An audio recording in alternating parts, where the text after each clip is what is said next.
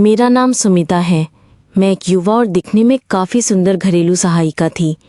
हर रात मैं देखती थी कि मेरे मालिक के कमरे में नई नई लड़कियां आती थीं। करीब आधे घंटे बाद जब वो लड़कियां कमरे से बाहर निकलती तो उनकी हालत देखकर मुझे बड़ी हैरानी होती थी। वे रोती हुई और बहुत ही अजीब ढंग से लंगड़ाते हुए वहां से चली जाती थी। मुझे समझ नहीं आता था कि मालिक कमरे के अंदर उन लड़कियों के साथ ऐसा क्या करते थे। जब भी मैं देखती कि मालिक के कमरे में कोई लड़की घुस रही है, मेरे मन में तरह तरह के सवाल उठने लगते थे। मालिक दरवाज़ा बंद करके उन लड़कियों के साथ ऐसा क्या करते हैं कि जब वे बाहर निकलती हैं तो उनकी आंखों में आंसू होते हैं। उनकी चाल इतनी अजीब क्यों हो जाती थी, यहाँ तक कि उनके कपड़े भी पूरी तरह से अस्त व्यस्त होते थे। मैं इस रहस्य को बिल्कुल भी समझ नहीं पा रही थी कि उस बंद दरवाजे के पीछे मेरे मालिक उन लड़कियों के साथ कैसा व्यवहार करते थे। उन दिनों के बाद से जब भी मैं मालिक के घर काम करने जाती, मेरी नज़रें हमेशा उस बंद दरवाजे पर ही टिकी रहती थीं। मैं सोचती थी, लड़कियां तो हंसते मुस्कुराते हुए मालिक के कमरे में जाती हैं, लेकिन जब बाहर निकलती हैं तो उनके कपड़े क्यों बिखरे होते हैं, उनकी आंखों में आंसू क्यों होते हैं और वे इस तरह अजीब ढंग से क्यों चलती हैं। मुझे तो मजबूरी में दूसरों के घर काम करना पड़ता था। हमारा परिवार इतना गरीब था कि 2 वक्त की रोटी जुटाने के लिए मुझे दूसरों के घर घरेलू सहायिका का काम करना पड़ा। फिर एक दिन जब मालिक और उनके एक दूर के रिश्तेदार ने मुझे उस कमरे में बुलाया तो अंदर जाकर मेरी आंखें तो फटी की फटी रह गईं, क्योंकि मालिक और उनके उस दोस्त ने मिलकर मेरे साथ जो किया उसे सुनकर आपकी आंखों में भी पानी आ जाएगा। जब मैं मालकिन के घर काम करती थी तो शुरुआत में मालिक और मालकिन मेरे साथ बहुत अच्छा व्यवहार करते थे। मैंने मन ही मन सोचा था कि यहाँ काम करके कुछ पैसे जमा करके सिलाई का काम सीख लूंगी ताकि मुझे फिर किसी और के घर काम न करना पड़े। लेकिन मेरा वो सपना सिर्फ एक सपना ही बनकर रह गया। असल में मेरे पिता एक बहुत बीमार व्यक्ति थे और मेरी माँ पूरा दिन उनकी सेवा में ही लगी रहती थी। इसलिए बेबस होकर मुझे ही अपने माता पिता और अपना पेट पालने के लिए दूसरों के घर काम पर जाना पड़ता था। मैंने उस समय हाल ही में 12वीं की परीक्षा पास की थी। गरीब परिवार में जन्म लेने के बावजूद मैंने बहुत संघर्ष करके अपनी पढ़ाई जारी रखी थी। देखते ही देखते मालकिन के घर में मुझे काम करते हुए करीब 6 महीने बीत गए। फिर एक सुबह हर दिन की तरह जब मैं मालिक के घर काम पर गई तो मैंने देखा कि एक मोटा ताज़ा तगड़ा आदमी बैठा हुआ है जिसकी उम्र मेरे अंदाजे से करीब 45 साल होगी। वह व्यक्ति मेरे मालिक और मालकिन के साथ बैठकर बातें कर रहा था। जैसे ही मैंने घर में कदम रखा, मालिक और मालकिन ने मुझे बुलाकर कहा, देखो सुमिता, ये प्रकाश बाबू हैं। ये हमारे एक खास रिश्तेदार हैं। विदेश से हमारे घर कुछ दिनों के लिए घूमने आए हैं, इसलिए आज से प्रकाश बाबू की देखभाल तुम्हारी जिम्मेदारी है। चूंकि मैं उम्र में बहुत छोटी थी, इसलिए मेरे मालिक और मालकिन मुझसे अक्सर तू कहकर ही बात करते थे। मालकिन की बात सुनकर मैंने खुशी खुशी सिर हिलाकर सहमति दी और कहा, मालकिन आप बिल्कुल चिंता मत कीजिए, मैं प्रकाश बाबू का बहुत अच्छे से ध्यान रखूंगी। उसी पल मुझे ऐसा लगा जैसे प्रकाश बाबू मुझे ही बहुत अजीब नज़रों से सिर से पांव तक देख रहे हों। मैं बहुत शर्मा गई और जल्दी से वहां से चाय के कप उठाकर रसोई की तरफ चली गई। लेकिन रसोई में जाने के बाद भी जब रसोई की छोटी सी खिड़की से मेरी नज़र प्रकाश बाबू पर पड़ी तो मैंने देखा कि वो अब भी मुझे ही घूर रहे थे। मैं कुछ समझ नहीं पा रही थी कि वो मुझे इस तरह क्यों देख रहे थे। उनकी वो नज़र मुझे बहुत असहज कर रही थी। मुझे उनका इस तरह देखना बिल्कुल भी अच्छा नहीं लगा। जिस दिन से प्रकाश बाबू मालिक के घर रहने लगे थे, उस दिन से मुझे मालिक के घर काम करने में बहुत असहजता होती थी, क्योंकि मैं समझ नहीं पा रही थी कि प्रकाश बाबू हर समय मुझे ही क्यों घूरते रहते थे। फिर एक सुबह जब मैं मालिक के घर काम करने आई तो मैंने देखा कि 4-5 लड़कियां मालिक के घर में बैठी हुई हैं। पहले तो उन्हें देखकर मैं बहुत हैरान हुई।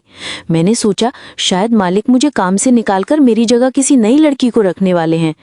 लेकिन जब मैं खड़ी खड़ी उन लड़कियों को देख रही थी तो मेरी मालकिन मेरे पास आकर बोली, सुमिता, तू यहाँ खड़ी क्या कर रही है?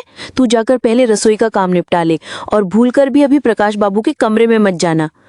मैंने तब मालकिन से कहा, मालकिन पहले सारे कमरों में झाड़ू लगा देती हूँ। मालकिन ने तब मुझसे कहा, नहीं नहीं, अभी झाड़ू लगाने की कोई ज़रूरत नहीं है। खासकर प्रकाश बाबू का कमरा तू आज बाद में साफ करना, क्योंकि प्रकाश बाबू अभी कमरे के अंदर बहुत ज़रूरी काम में व्यस्त हैं, इसलिए अभी उनका कमरा साफ करने की कोई ज़रूरत नहीं है। तू सीधे रसोई में चली जा। मैं मालकिन की बात सुनकर सिर हिलाकर चुपचाप रसोई में चली गई। रसोई की खिड़की से मुझे बरामदे का सब कुछ दिखाई दे रहा था। थोड़ी देर बाद मैंने देखा कि प्रकाश बाबू के कमरे का दरवाज़ा खुला और एक लड़की बाहर निकली। उस लड़की को देखकर मैं बहुत घबरा गई थी, क्योंकि उसके बाल बिखरे हुए थे, उसके शरीर पर कपड़े भी ठीक से नहीं थे और वह सिसक सिसक कर रो रही थी। मैं तो कुछ समझ ही नहीं पा रही थी कि प्रकाश बाबू उन लड़कियों को लेकर कमरे के अंदर ऐसा कौन सा जरूरी काम कर रहे थे। फिर उस दिन मालिक के घर का काम खत्म करके जब मैं घर लौट रही थी, ठीक उसी समय मेरे मालिक और मालकिन ने मुझे बुलाकर कहा, सुमिता, कल अपने पिता को हमारे घर ले आना, उनसे बहुत जरूरी बात करनी है। जब मालिक ने मेरे पिता से मिलने की इच्छा जताई तो मैं डर गई, क्योंकि कुछ दिन पहले ही प्रकाश बाबू ने मुझे बुलाकर कहा था, सुमिता, मेरे लिए एक गिलास पानी ले आओ। मैं जब मालिक के कहने पर उनके लिए एक गिलास पानी लेकर जा रही थी तो अचानक मेरा पैर फिसल गया और मैं प्रकाश बाबू के ऊपर गिर गई और पानी का गिलास भी उन पर गिर गया। मैंने जल्दी से खुद को प्रकाश बाबू से अलग किया और उनके सामने हाथ जोड़कर माफी मांगी। मैंने मालिक और मालकिन से कहा, मालकिन, मैंने जानबूझकर प्रकाश बाबू पर पानी नहीं गिराया, गलती से मेरा पैर फिसल गया और मैं उनके ऊपर गिर गई। तब मेरी मालकिन ने हंसकर कहा, अरे पगली, इसमें इतना घबराने की क्या बात है, ये कोई डरने वाली बात नहीं है, जा तू अपना काम कर। इसलिए मैंने सोचा कि शायद उसी घटना की वजह से मालिक और मालकिन ने मेरे पिता को बुलाया है। मैंने मालकिन से कहा, मालकिन, अगर मुझसे कोई गलती हो गई हो तो कृपया मुझे माफ़ कर दीजिए, लेकिन मेरे पिता से मेरे बारे में कुछ मत कहिएगा और मुझे काम से मत निकालिएगा। मैं वादा करती हूँ आगे से मुझसे कोई गलती नहीं होगी। मैंने मालिक और मालकिन के सामने उस घटना के लिए हाथ जोड़कर माफ़ी मांगी। मालकिन ने तब मुझसे कहा, तुझे इतना डरने की कोई ज़रूरत नहीं है, लेकिन तुझे कल अपने पिता को इस घर में लाना ही होगा। तेरे पिता से हमें बहुत ज़रूरी बात करनी है। फिर उस दिन मालिक और मालकिन की बात सुनकर मैं अपने पिता को मालिक के घर ले गई। मालिक और मालकिन ने कमरे के अंदर दरवाज़ा बंद करके मेरे पिता से बात की। मुझे नहीं पता कि उन्होंने मेरे पिता से ऐसी क्या बात की, क्योंकि मालिक और मालकिन से बात करने के बाद से मेरे पिता घर लौटकर बहुत खुश थे। यहाँ तक कि खुशी के मारे मेरे पिता तो नाचने भी लगे थे।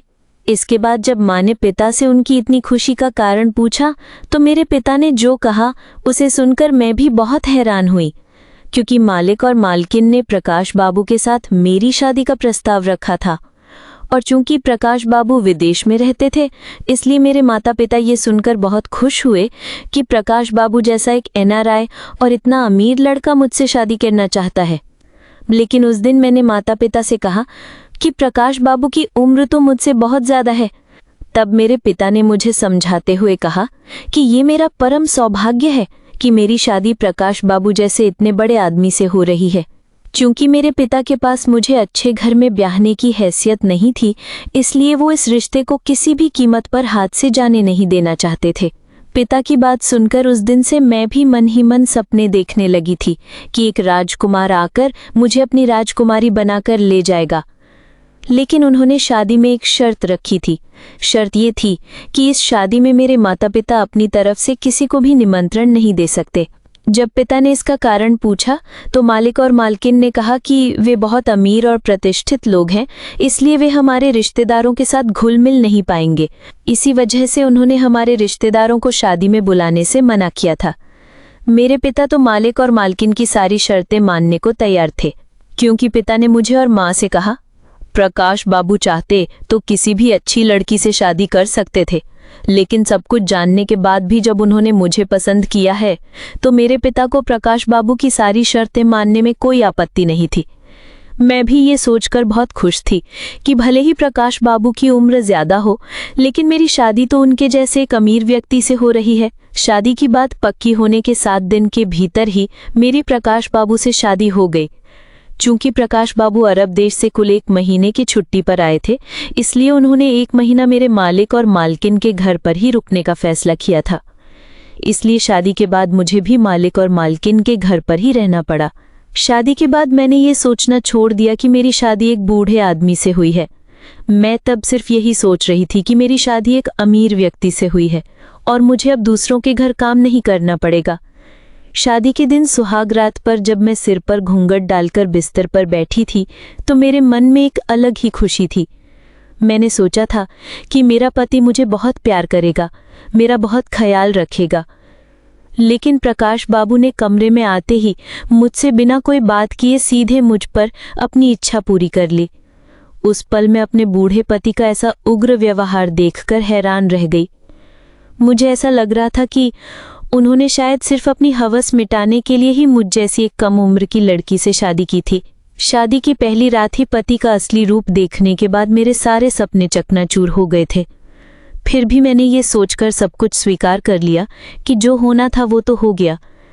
अगले दिन सुबह जब मैं पति के लिए रसोई में चाय बनाने गई तो मालकिन ने मुझे देखते ही कहा, सुमिता, तू अब रसोई में क्या कर रही है? रसोई से निकलकर पहले मेरा कमरा साफ कर। मैं तो मालकिन के बात करने का तरीका देखकर हैरान रह गई थी, क्योंकि मालकिन ने मुझे उस घर की बहू माना ही नहीं। वो तो मुझे पहले की तरह ही नौकरानी समझती थी। यहाँ तक कि उस घर में पति के साथ 3-4 दिन बिताने के बाद ही मैं साफ साफ समझ गई थी कि मेरे मालिक और मालकिन मुझे अब भी अपने घर की नौकरानी ही मानते हैं। तब भी मैं उनके इस षड्यंत्र की गहराई को समझ नहीं पाई थी। जिस दिन से शादी करके मैं इस घर में आई थी, उस दिन से मेरे पति ने मुझे कभी अपनी पत्नी का दर्जा नहीं दिया। वो तो जब तब मुझ पर अपनी मर्जी चलाते थे और अपने सारे निजी काम जैसे जूते साफ करना, कपड़े धोना और प्रेस करना सब कुछ मुझसे ही करवाते थे। घर के बाकी सारे काम तो मुझे करने ही पड़ते थे। शादी के 7 दिन बाद मुझे ये समझने में देर नहीं लगी कि वे सब मुझे सिर्फ एक नौकरानी ही समझते थे। रात होते ही मैं चाहे किसी भी हाल में रहूं, मेरा पति मेरा हाथ पकड़कर कमरे में खींच ले जाता और सिर्फ अपनी इच्छा पूरी करता था। दिन ब दिन मैं शारीरिक रूप से इतनी कमजोर हो गई थी कि मेरी आंखों के नीचे काले घेरे पड़ गए थे। इस तरह जब 1 महीना बीत गया तो एक दिन अचानक मेरे पति ने मेरे हाथ में एक कागज थमा दिया और कहा कि उसने मुझे तलाक दे दिया है। अचानक तलाक का नाम सुनकर मैं बहुत घबरा गई और पति के हाथ पैर पकड़कर बोली, आप ये क्या कह रहे हैं? आप मुझे तलाक नहीं दे सकते। मैं आपकी पत्नी हूँ। मैंने ऐसा कौन सा अपराध किया है जिसके लिए आप अचानक मुझे तलाक दे रहे हैं? तब मेरे बूढ़े पति ने जो कहा उसे सुनकर मेरे सिर पर मानो आसमान टूट पड़ा। पति ने तब कहा, तेरे साथ मेरा 1 महीने का करार था, वो समय अब पूरा हो गया है, इसलिए मैंने तुझे तलाक दे दिया है। उस दिन मेरे पति ने जब वो कागज मेरे सामने रखकर जबरदस्ती मेरे अंगूठे का निशान ले लिया, उसके बाद उसने मुझे सच बताया कि उसने मुझे तलाक दे दिया है।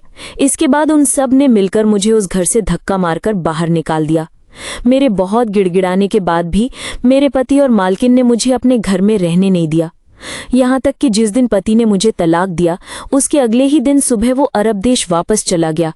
मुझे अपने साथ ले जाना तो दूर की बात थी, वो तो मुझे तलाक देकर चला गया था। उस दिन जब उन्होंने मुझे घर से निकाल दिया तो मैं बेबस होकर रोते रोते फिर से अपने पिता के घर लौट आई। पिता के घर लौटने के बाद मेरे माता पिता ने सब कुछ जानने के बाद मुझसे कहा, वे लोग तुझे इस तरह घर से नहीं निकाल सकते, जरूरत पड़ी तो हम दामाद से बात करेंगे। इसके बाद मेरे पिता जब मालिक और मालकिन के घर मेरे पति से बात करने गए तो वहां से लौटने के बाद उनके मुंह से सच सुनकर हमारे पैरों तले जमीन खिसक गई।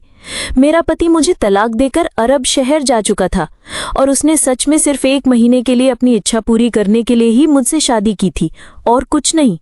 उस दिन मालिक के घर से लौटने के बाद मेरे पिता का व्यवहार बहुत अजीब था। पिता ने मालिक के घर से लौटकर मुझसे जो कहा उसे सुनकर मैं और मेरी माँ हम दोनों ही बहुत हैरान हुए।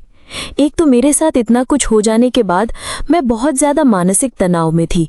मुझे तब कुछ भी अच्छा नहीं लग रहा था। कोई इंसान इतना नीचे कैसे गिर सकता है कि सिर्फ अपनी शारीरिक जरूरतें पूरी करने के लिए मुझ जैसी एक गरीब और असहाय लड़की की जिंदगी बर्बाद कर दे।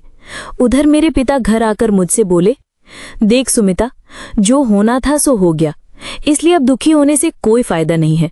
मैं तेरे लिए फिर से एक अच्छे घर में शादी तय करूंगा। जब मेरे पिता ने मेरी दूसरी शादी की बात की तो मैंने साफ साफ पिता से कह दिया कि मैं दोबारा शादी नहीं करूंगी।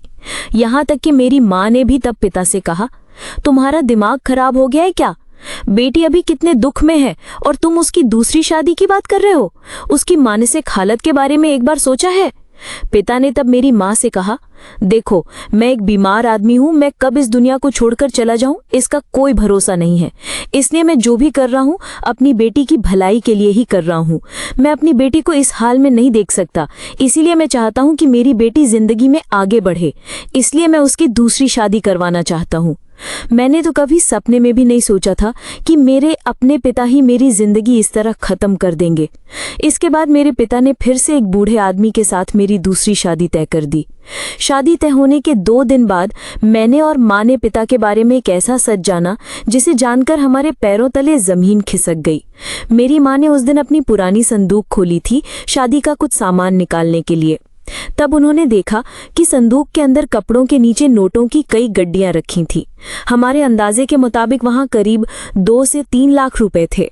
माँ तो इतने सारे पैसे देखकर हैरान होकर मुझे बुलाने लगी। मैं भी इतने पैसे देखकर चौंक गई थी। इसके बाद जब पिता घर लौटे तो माँ ने उन पैसों के बारे में मेरे पिता से पूछा। पिता तो पहले सच बताने को तैयार ही नहीं थे, लेकिन जब मेरी माँ ने पिता पर बहुत दबाव डाला तो पिता ने मजबूर होकर चिल्लाते हुए कहा कि उन्होंने इस बार 3 लाख रुपए के बदले में मुझे 1 महीने के लिए मेरे इस दूसरे होने वाले पति के हाथों में बेच दिया है। ठीक उसी तरह जैसे मेरे पहले पति ने 1 लाख रुपए के बदले में मुझे 1 महीने के लिए शादी की थी सिर्फ अपनी जरूरतें पूरी करने के लिए, इस बार भी मेरे पिता ने जिस आदमी के साथ मेरी शादी तय की थी वो भी एक एनआरआई था। पिता के मुंह से ये भयानक सच सुनकर मेरे सिर पर मानो आसमान टूट पड़ा। मेरे अपने पिता सिर्फ पैसों के लालच में मेरी जिंदगी बर्बाद कैसे कर सकते थे, मुझे यकीन ही नहीं हो रहा था।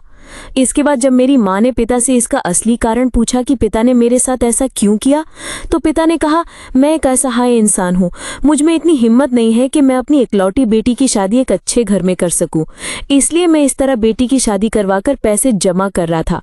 मैंने सोचा था पिछले पैसे और इस बार के पैसे मिलाकर अपनी बेटी की शादी एक अच्छे घर में करवा दूंगा। मैंने जो कुछ भी किया अपनी इकलौती बेटी की भलाई के लिए ही किया है।